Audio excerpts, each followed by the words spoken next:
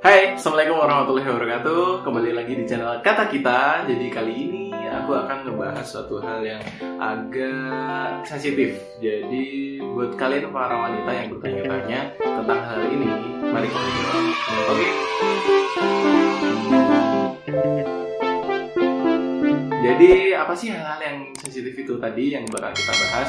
Yaitu tentang virginitas dalam sebuah pernikahan. Jadi sudut pandang laki-laki tentang virginitas saat melihat wanita untuk dinikahi. Banyak di luar sana orang-orang itu beranggapan bahwa kalau semisal lelaki itu menikah dengan wanita yang tidak virgin lagi, merupakan sebuah aib lah ibaratnya gitu. Padahal ya kita nggak tahu virginitas itu bisa hilang kan, nggak dari kenakalan juga, nggak dari kenakalan si wanita itu, tapi bisa jadi juga dari olahraga, antara itu dari kecelakaan, jatuh terus terpelangkang gitu kan. Bisa jadi itu merobek selaput darahnya. Jadi virginitas itu bisa hilang dari situ. Kemudian pentingkah virginitas itu bagi seorang laki-laki? Itu tergantung, karena pada dasarnya virginitas itu kan hanya bisa dirasakan satu kali. Setelah itu pun ya udah tetap mungkin seperti itu rasanya gitu loh. Jadi ya itu hanya perlambangan aja bahwa wanita itu masih segel gitu. Tapi ya banyak kok di luar sana yang laki-laki itu ya tidak keberatan menikahi janda, padahal sudah jelas bahwa janda itu yang udah nggak virgin lagi.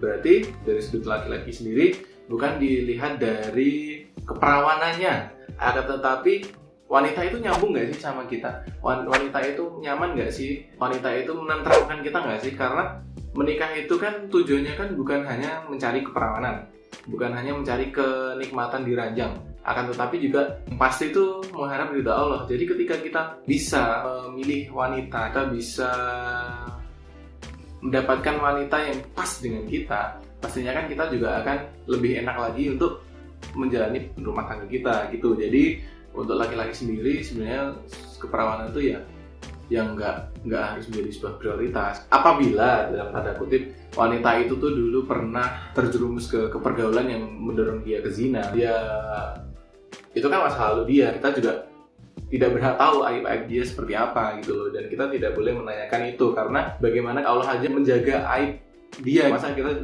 akan mengulik-ngulik aib dia? Kita nggak ikut menjaga itu dia. Jadi kalau semisalnya kita dari awal memang pernikahan kita itu ingin mendapatkan wanita yang perawan, ya enggak apa-apa, nggak masalah. Soalnya kan ya kita sebagai laki-laki juga berhak lah, kita juga harus menjaga perjaka kita. Ya kita berhak juga mendapat perawan, tapi jangan sampai itu menjadi prioritas gitu loh. Soalnya kita nikah bukan hanya mencari kenikmatan di ranjang kan, tapi itu tadi kembali ke kita itu menikah karena ridha Allah, karena kita itu pengen beribadah, kita itu pengen menyempurnakan separuh agama kita, dan kita ingin menghasilkan keturunan-keturunan yang baik. Selagi wanita itu mau berubah lebih baik, meskipun masa lalunya buruk, ya kita harus apresiasi itu.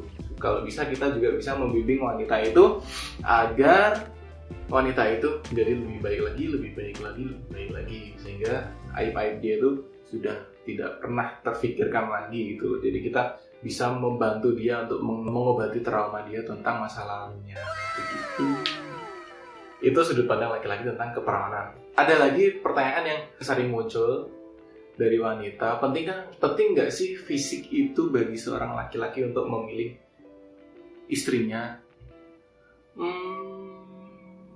Penting nggak penting sih sebenarnya itu. Dibilang penting, ya emang penting. Dibilang nggak penting, tapi penting. Soalnya karena apa? Tiap hari kan kita melihat dia gitu loh. Tiap hari dari bangun tidur, terus mau merem, mau ngapa-ngapain ya dia ya. Laki-laki kan orang visual banget gitu loh. Dia tuh menilai sesuatu tuh dari segi fisiknya. Ketika fisiknya itu baik, ya nanti laki-laki itu pasti akan nyaman dengan itu. Jadi ya antara penting nggak penting tergantung laki-lakinya, karena setiap laki-laki itu menilai kecantikan wanita itu berbeda-beda. Kadang aku sendiri menilai istriku cantik, belum tentu orang lain menilai istriku cantik gitu loh. Dan begitu pun yang lain juga. Dan Allah itu sudah pasti menciptakan, kita itu diciptakan begitu pula dengan jodohnya. Jadi jangan takut apabila mungkin kita beranggapan kita itu nggak cantik, kita itu nggak cakep.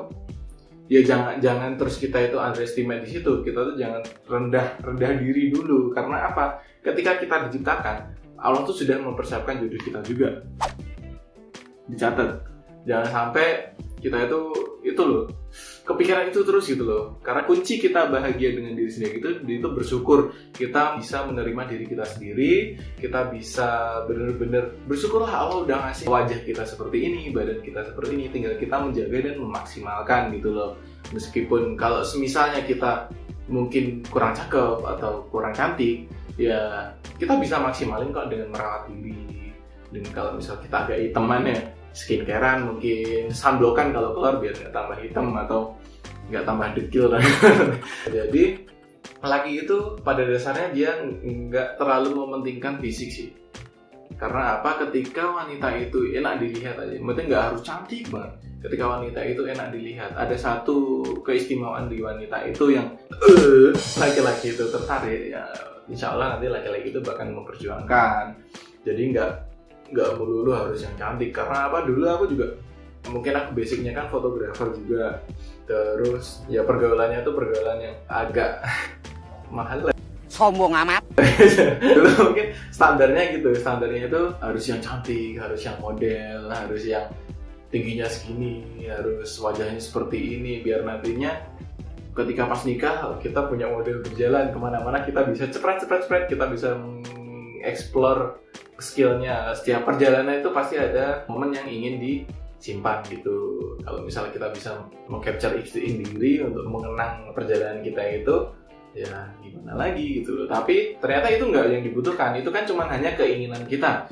Belum tentu itu tuh cocok untuk kita gitu loh. Karena kecantikan istri itu, kecantikan wanita itu bagi suaminya itu adalah sebuah ujian, dan bagi wanita itu juga sebuah ujian. Kalau misal dia merasa cantik, pasti kan dia merasa, kalau laki-lakinya misalnya cuek atau apa kan, dia berasa aku cantik kok, bisa nyari yang lain, bisa gampang nyari yang lain. Kalau ujian dari laki-lakinya, dia bisa untuk ajang pamer gitu. Padahal kan kita harus menjaga istri kita agar tidak terlihat aurat, atau kita tidak mempamerkan kemolekannya agar bisa dinikmati orang lain. Kita harus menjaga istri. Maka dari situ kepikiran bodoh juga ya, kenapa kita mencari istri yang cantik gitu?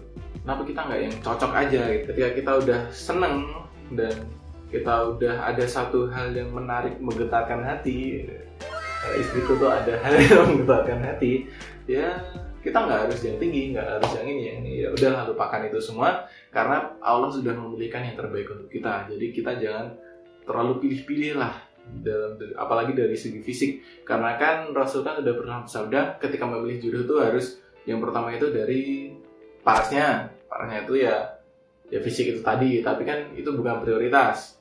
Terus dari nasabnya, terus kemudian dari hartanya, terus yang paling utama adalah agamanya. Nah, di sini kuncinya. Ketika wanita itu dilihat dari fisik luar aja, tapi dalamnya kok buruk, ya sama aja. Padahal kecantikan yang sebenarnya itu adalah dari dalam gitu loh. Kecantikan itu dari dalam. Ketika agamanya baik, agamanya sempurna, wanita itu soleha, ya insya Allah itu akan menenteramkan, akan menenangkan. Bukan fisik yang menenangkan, akan tetapi pemahaman wanita itu tentang agama, tentang meriayah suami dengan baik, tentang mengayomi suami dengan baik, tentang mendidik anak-anak itu dengan baik, dan menjaga rumah tangga itu dengan baik. Nggak gosipan, nggak lemes, nggak suka main ke tetangga, ngomongin orang. Ya insya Allah itu nanti akan jadi tabungan kita di akhirat nanti melalui istri gitu. Kita juga tenang, kita keluar juga nyaman, soalnya istri kita udah punya standar agama dan dia tidak akan melanggar syariat begitu. Bukan hanya fisik saja, akan tetapi inner beauty dari pemahaman dia tentang syariat itu. Mungkin itu dulu dua pertanyaan yang sering ditakutkan oleh wanita-wanita di luar sana, yang mungkin ini akan bisa menjawab. Semoga aja bermanfaat. Maaf yang buat kalian yang mungkin udah pernah tergelincir di pergaulan yang menjurumuskan ke jalan zina, dan kalian udah pernah melakukan itu di luar nikah. Kalau misal kalian udah berusaha menjadi lebih baik, teruslah berusaha menjadi lebih baik, karena Allah sudah menutupi aib kalian, Allah sudah menjaga aib kalian. Jangan sampai kalian itu bercerita tentang aib itu gitu loh.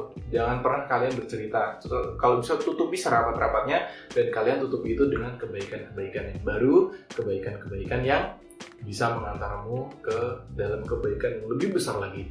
Untuk dari segi fisik sendiri, buat kalian semua ya, karena fisik itu penting buat laki-laki ya, kalian harus menjaga dalam artian merawatnya. Apa yang sudah Allah kasih ke kalian, rawatlah dengan baik, jangan sampai merubah, tapi biarkan seperti itu, dimaksimalkan saja gitu loh. Jangan terus nanti, wah hidungku kurang mancung, hidungku kurang tebal, terus surgery, ya kan?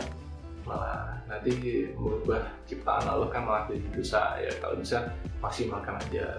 Buat kalian, pasti kalian diciptakan itu pasti sudah berdampingan. Allah kan sudah menciptakan makhluk itu berpasang-pasangan. Jadi jangan sampai kamu tuh beranggapan bahwa kalian tuh nggak akan laku insya Allah laku.